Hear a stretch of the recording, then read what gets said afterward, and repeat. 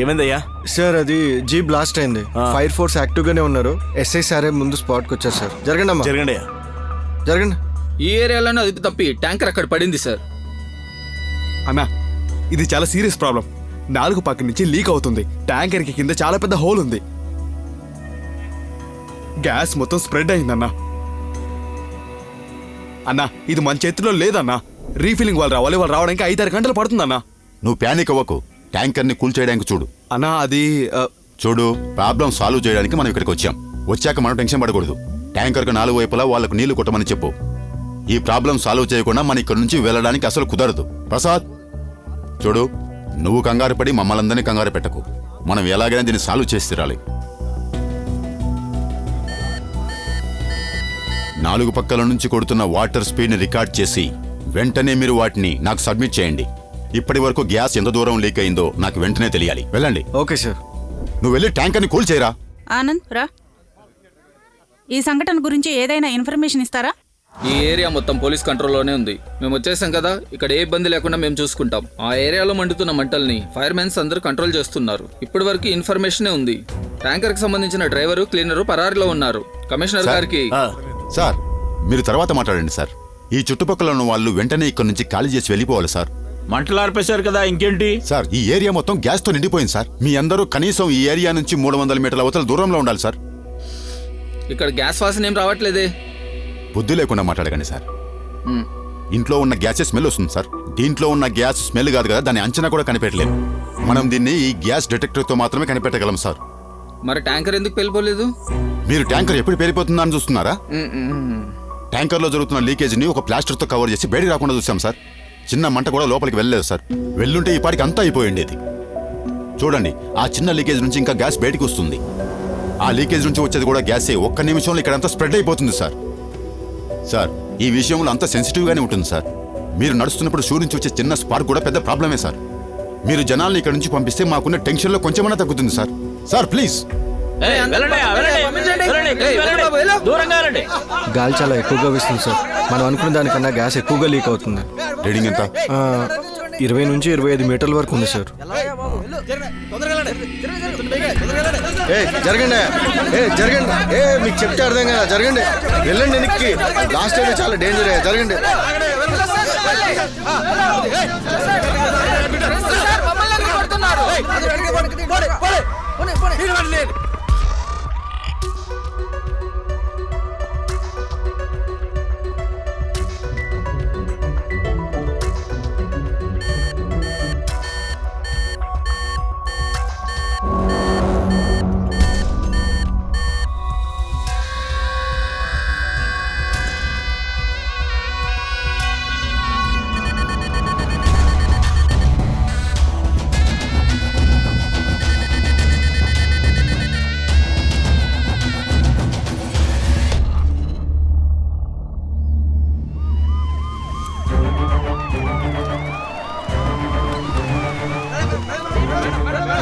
జరగవయ్యా.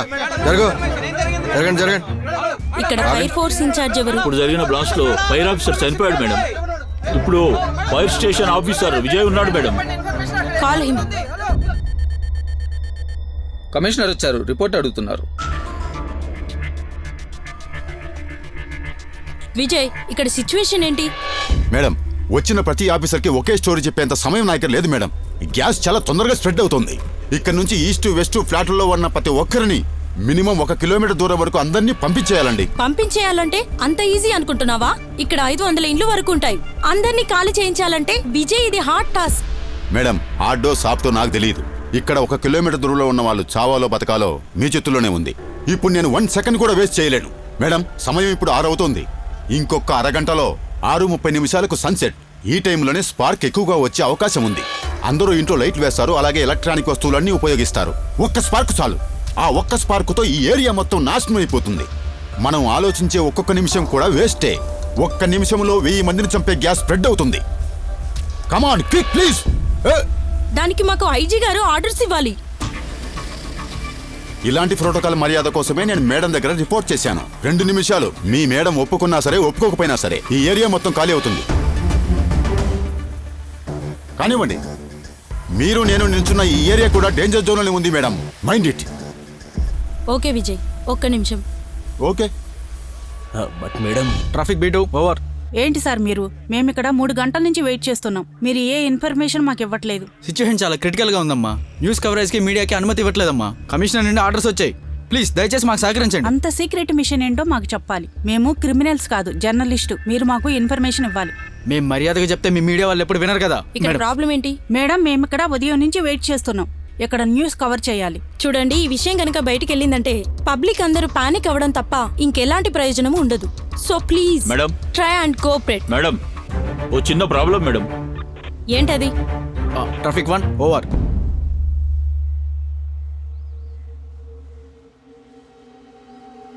Machine spot.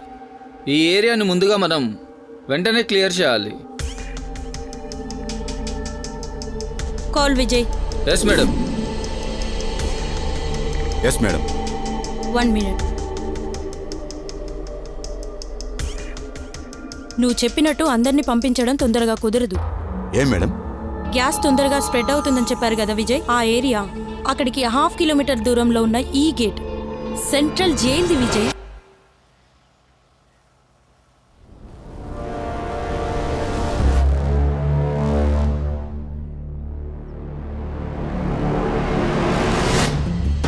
ఈ ఏరియాని ఖాళీ చేయించాలంటే జైల్ని చేపించాలి, విచ్ ఈస్ ఇంపాసిబుల్. దానికి క్యాబినెట్ నుండి ఆర్డర్స్ రావాలి, హోమ్ మినిస్టర్ నుండి స్పెషల్ ఆర్డర్ రావాలి, మెజిస్ట్రేటర్ దానికి ఒప్పుకోవాలి విజయ్. ఇవన్నీ దొరికినా సరే ఖైదీలను సేఫ్ గా ఉంచడానికి మనకు ప్లేస్ కావాలి. కమాన్, నాకు ఇంకో సొల్యూషన్ ఇవ్వు. Next option. ఇలాంటి సిచ్యువేషన్లో వేరే ఆప్షన్ లేదు మేడం. మనకున్న ఒకే ఒక ఆప్షన్, రీఫైనర్లో ఉన్న ఎక్స్పర్ట్స్ వచ్చి ఈ ట్యాంక్లో ఉన్న గ్యాస్ని వేరే ట్యాంక్లే కరెక్ట్గా మార్చడం. ఎలా లేదన్నా దానికి 5 గంటల టైం పడుతుంది. అంత టైం వేస్ట్ చేయడం అనేది మనకు చాలా రిస్క్. అయితే మమ్మల్ని ఏం చేయమంటారు? మీరు చెప్పిన మాట విని ఖైదీలందరినీ బయటకు వదిలేయమంటారా? Will you shut up? అర్థం లేకుండా మాట్లాడకు. ఫర్ గాడ్ సే విజయ్, ఇంకొక సొల్యూషన్ ఇవ్వు. ఇంకో ఆప్షన్ కూడా చాలా రిస్క్. ఖైదీలందరి ప్రాణాలని పణంగా పెట్టడం. Last minute suggestion.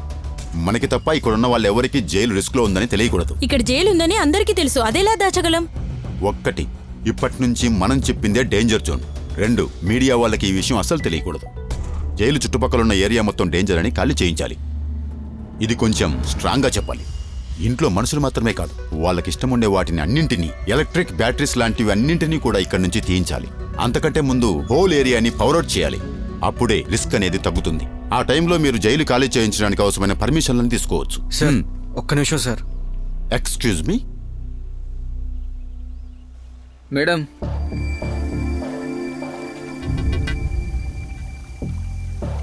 సార్ మనకి ఎలా లేదని ఇంకో 2-3 యూనిట్లు కావాలి. ఈ ట్యాంకర్ కూల్ అవ్వడం లేదు సార్ అసలు. సార్ మనకి ఏదైనా క్రెయిన్ దొరికిందంటే దాని నుంచి ట్రై చేయొచ్చు సార్. ట్యాంకర్ కింద కూడా డ్యామేజ్ అయినట్లుంది. క్రేన్ తెప్పించి లేపినా సరే రిస్కే. ట్యాంకర్ వేడిగా ఉండడం వల్ల లేపినప్పుడు మనకు ప్రెజర్ ఎక్కువ అవుతుంది. దాన్ని కూల్ చేయడం తప్ప వేరే ఆప్షన్ లేదు. సార్, గాలి వేగం చాలా పెరుగుతుంది సార్. పైగా వర్షం పడేలా ఉంది సార్. సిచ్యువేషన్ మన కంట్రోల్లో లేదు సార్. వెంటనే ఈ ఏరియా వాళ్ళందరినీ ఖాళీ చేయించాలి సార్. సిచ్యువేషన్ ఎలా ఉందో నాకు చెప్తూనే ఉండండి, ఓకేనా? మేడం, ఏమైంది? వాళ్ళు ఏమంటున్నారు మేడం? ఈ జైలు ఖాళీ చేయించడం గురించి నీ పై ఆఫీసర్స్ కి చెప్పే తీరాలి విజయ్. వాళ్ళు దీన్ని డిసైడ్ చేస్తారు. మేడం, నేను మీకు ముందే చెప్పాను ఇది కరెక్టా తప్పా అని చూసే సమయం కాదని. 2 or die, అదే కదా సిచ్యువేషన్. ఇక్కడ నుంచి అందరినీ పంపించాలి, లేదా అందరం కలిసి చావాలి. ఏమయ్యా, రావాల్సిన దగ్గర నుంచి ఆర్డర్ రాకపోతే మమ్మల్ని ఏం చేయమంటావు? జైల్లో ఉన్న ఖైదీలకు కూడా ప్రమాదమే. మీరు జైల్లో వాళ్ళ గురించి చెప్తున్నారు. ఇక్కడున్న వేలాది మంది చనిపోతే ఎవరికి సమాధానం చెప్తారు సార్? ఇంకొక విషయం, ఇలాంటి సందర్భాల్లో ఫైర్ ఫోర్స్ డెసిషన్ తీసుకోవచ్చు. తెలుసా ఆ విషయం మీకు? ఎవరేమన్నా సరే ఇప్పుడు నేను ఎవాక్యుయేషన్ స్టార్ట్ చేస్తున్నాను, మీరేమంటారు? బట్ లిజన్ మేడం, మీరు నాకు ఎలాంటి కారణాలు చెప్పొద్దు. Here on was I'm going to take the command. Command నువ్వు తీసుకుంటావా? నీకు ఇష్టం వచ్చినట్టు చేయాలంటే ఇక్కడ కుదరదు. అన్నిటికీ కొన్ని రూల్స్ ఉంటాయి. మీరు మీ రూల్స్ చూసుకోండి, నేను నా పని చూసుకుంటాను. సరే, నువ్వు వెళ్ళి పని చూసుకోపో. ఇక్కడ ఎలా హ్యాండిల్ చేయాలో మాకు తెలుసు. మరి ఇంతవరకు ఏం చేస్తున్నారు సార్? వెళ్ళి మీరే హ్యాండిల్ చేయొచ్చు కదా. Please Vijay, please wait. Madam, situation చాలా క్రిటికల్. 1 minute. ఇలా చూడండి, 21 మంది చనిపోయారు, 64 మంది గాయాలతో ఉన్నారు. ఒక చిన్న స్పార్క్ రావడం వల్ల ఇంతమంది ప్రమాదానికి గురయ్యారు. ఇంకొక చిన్న స్పార్క్ వస్తే చాలు, ఇక్కడ నుంచి 1 కిలోమీటర్ వరకు గ్యాస్ అంతా స్ప్రెడ్ అయి ఉంది. క్షణాల్లో 1000 నుంచి 10,000 మంది చనిపోతారు. దానికి ఎవరు రెస్పాన్సిబిలిటీ? అది ఆలోచించకుండా రూల్స్, ప్రోటోకాల్స్ అని అంటున్నారు. నేను ఇప్పుడు దీన్ని లీడ్ చేస్తున్నాను కాబట్టి నా ఇన్స్ట్రక్షన్ లేకుండా ఒక్క మూమెంట్ ఉండకూడదు. No one should question me until it's done. ఇంకా మీడియా కావచ్చు, జనాలు కావచ్చు, పోలీసులు కావచ్చు, ఎవరు కూడా దీని దగ్గరికి రాకూడదు మేడం. అందరికీ ఇది డేంజరే. ప్రతిదీ నేనే చూసుకుంటాను. I can handle it.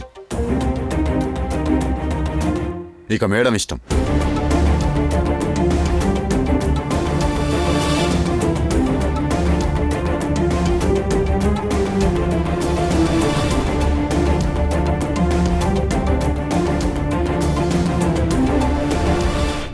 All units commissioner copy. ఇప్పటి నుంచి ఈ ఆపరేషన్ ముగిసేంత వరకు ఫైర్ మ్యాన్ విజయ్కే ఫుల్ కమాండ్. టైం 6:10 అయింది. మనకింకా సమయం 20 నిమిషాలే ఉంది. ఈ 20 నిమిషాల సమయంలో మనం బయటపడేసే వాళ్ళు 300 మీటర్స్ లో ఉన్న వాళ్ళు. ఆ ఏరియా ఇది. ఈ ఏరియాలో ఇప్పుడు గ్యాస్ లీక్ అవుతుంది.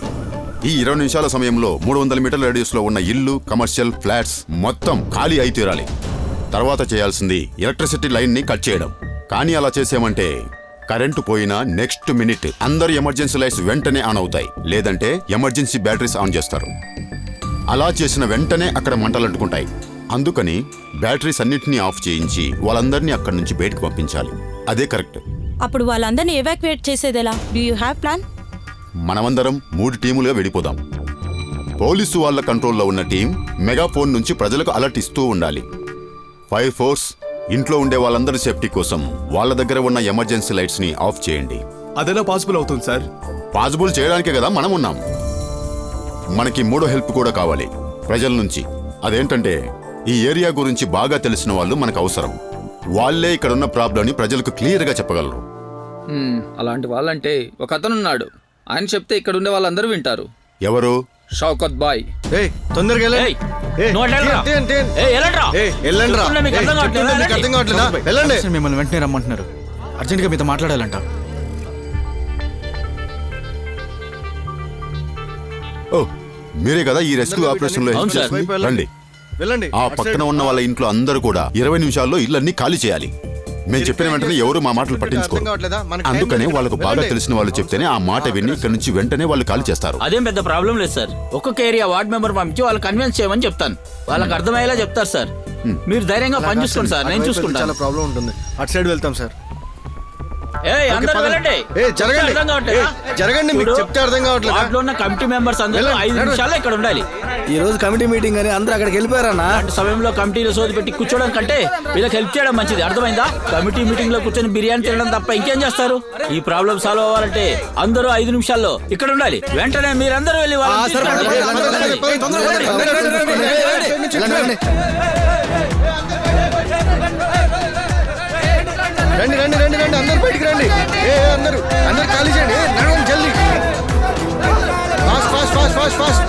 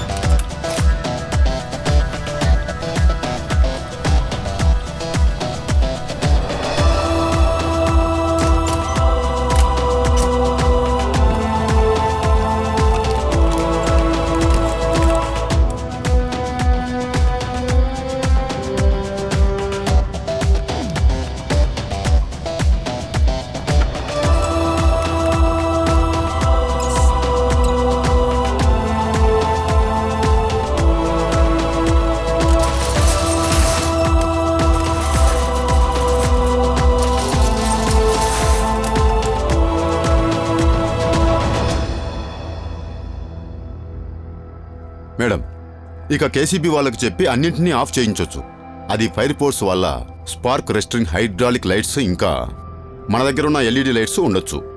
ఇమీడియట్లీ అందరి మొబైల్ నెట్వర్క్స్ ని బ్లాక్ చేయమని చెప్పండి. Now. Okay madam. Come on.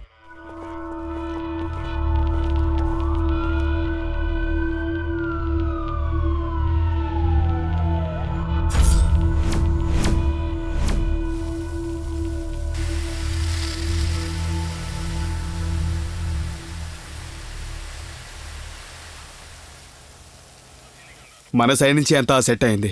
4 units వాళ్ళు వచ్చి రెడీగా ఉన్నారు. ఓకే, నేను హాస్పిటల్ వరకు వెళ్ళొస్తాను. అక్కడ బిల్ పే చేయాలి. నా డ్యూటీ టైం కూడా అయిపోయింది. అక్కడ ఉన్న వాళ్ళందరి డ్యూటీ టైం కూడా అయిపోయింది. ఒక ఫైర్ మ్యాన్ డ్యూటీ ఆపరేషన్ అయిపోయేంత వరకు చేస్తూనే ఉండాలి. గో, వెళ్ళమంటుంటే గో గో.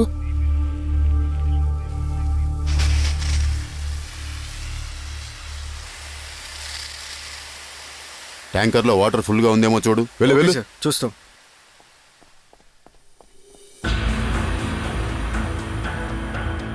ఏయ్, ఎవరది? అక్కడికి వెళ్ళకూడదు. హలో, ఏయ్, అరే నీకే చెప్పేది అక్కడికి వెళ్ళకూడదని. ఏ మిస్టర్, ఎవరు నువ్వు? హలో, చెప్పేది నీకే, ఆగు. లైట్ అటువైపు తిప్పు.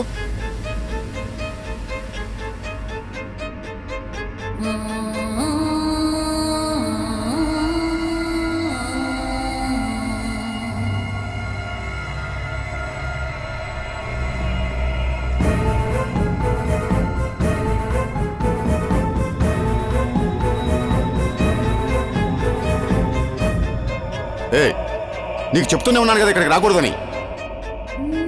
ముందు ఆ గేట్లు తీయమని చెప్తున్నాను కదా.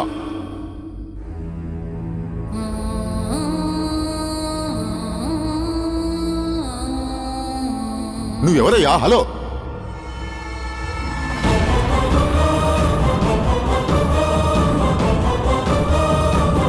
ఇప్పటికి 6 గంటలు అవుతుంది. 6 గంటల నుండి మా అమ్మాయి కనిపించట్లేదని మీ చుట్టూ తిరుగుతూనే ఉన్నాను. 2 గంటల్లో, కేవలం 2 గంటల్లో నా కూతురు నా దగ్గరికి రాలేదంటే అంటించేస్తాను.